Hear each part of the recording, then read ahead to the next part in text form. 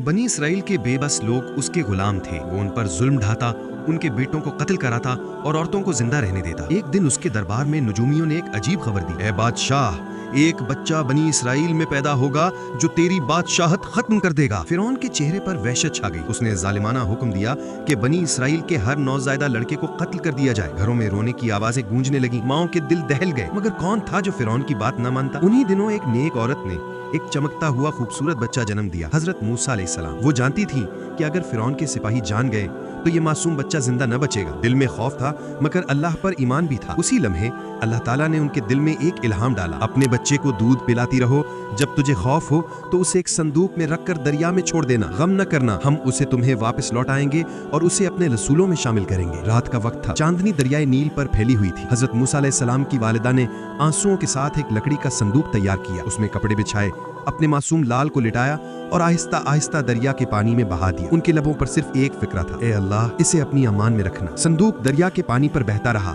लहरें उसे फिरौन के महल की तरफ ले गईं। अगली सुबह महल के बार में फिरौन की बीवी आसिया बिनते मुजाहिम टहल रही थी। अचानक उनकी नजर दरिया में बहते एक संदूक पर पड़ी। उन्होंने हुक्म दिया कि इसे निकालो। जब संदूक खोला गया तो अंदर एक हसीन और नूरानी बच्चा मुस्कुरा रहा था। आसिया के दिल में मोहब्बत की लहर दौड़ गई। वो बोली, ये बच्चा तो हमारी आंखों की ठंडक है, इसे कत्ल ना करो, शायद ये हमें फायदा दे या हम इसे अपना बेटा बना ले। फिरौन ने पहले तो गुस्सा दिखाया मगर अपनी बीवी के इसरार पर खामोश हो गया। वो नहीं जानता था कि जिस बच्चे को वो पालने की इजाजत दे रहा है कल वही उसके जुल्म का खात्मा करेगा। जब महल में बच्चे को दूध पिलाने के लिए औरतें लाई गईं तो हैरत की बात यह थी कि मूसा अलैहिस्सलाम किसी का दूध कबूल नहीं कर रहे थे। महल में बेचैनी फैल गई। तब एक नौजवान लड़की जो दरअसल मूसा अलैहिस्सलाम की बहन थी आगे बढ़ी और बोली, मैं एक ऐसी औरत को जानती हूँ जो इस बच्चे को दूध पिला सकती है और वो इससे बहुत मोहब्बत करेगी। फिरौन के आदमी फौरन राजी हो गए। वो औरत कौन थी? वही मूसा अलैहिस्सलाम की माँ। यूं अल्लाह का वादा सच हुआ। मूसा अलैहिस्सलाम अपनी माँ के पास वापस आ गए। वो उन्हें गोद में लिए खुशी से रो पड़ी। फिरौन समझता था कि वो मूसा अलैहिस्सलाम को पाल रहा है मगर हकीकत में अल्लाह ताला